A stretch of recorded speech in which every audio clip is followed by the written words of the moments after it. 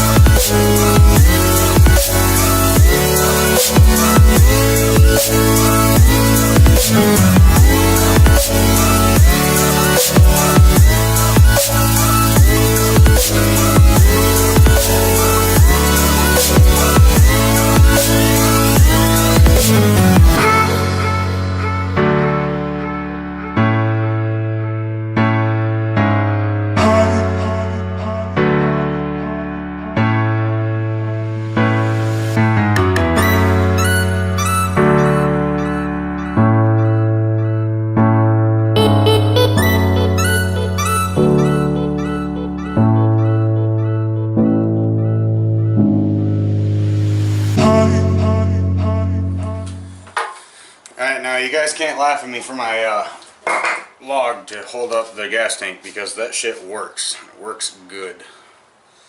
But anytime you have an older R6 like this, or any carbureted bike, under the gas tank is a fuel shutoff valve.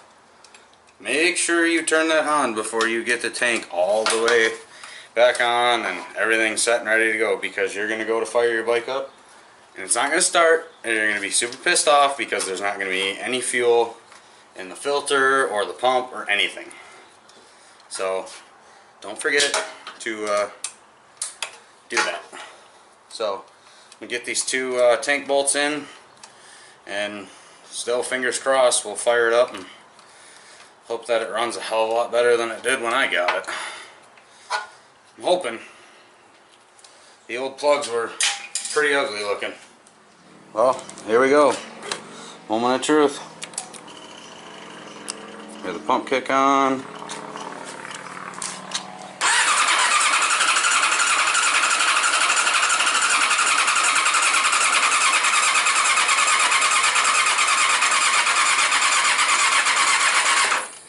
Fail. Alright, I got jump box hooked up, so take two. Hopefully. Fingers crossed. Oh.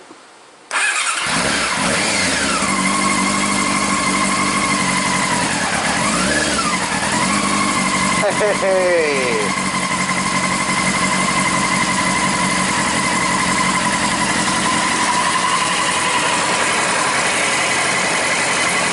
It's already idling significantly better.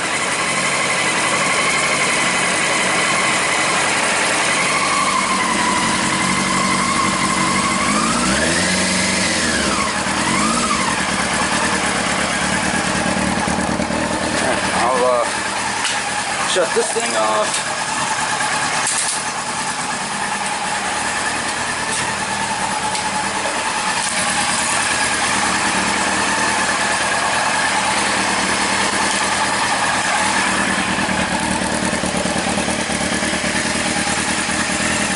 I say the little puffs of smoke coming out of the pipe are, I put some seafoam in the tank. I was thinking maybe the bug issue could be like a plugged pilot jet or something like that, but it's already idling significantly better, so that's a good sign. Oh, cut out a little bit.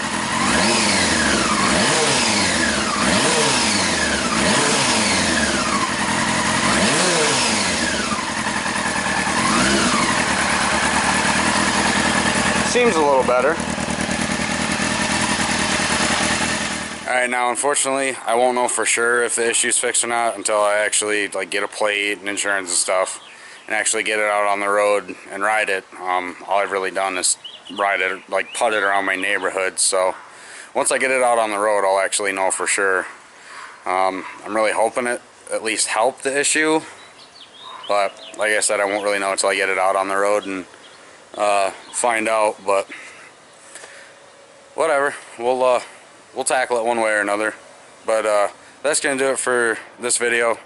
It's like 90 degrees outside, so I'm dying. I'm gonna go get my pool. Hope you guys enjoyed this video. As always, I hope you guys have a killer day. Don't forget to subscribe to keep up with the R6 project, and I'll catch you guys on the next video. Later.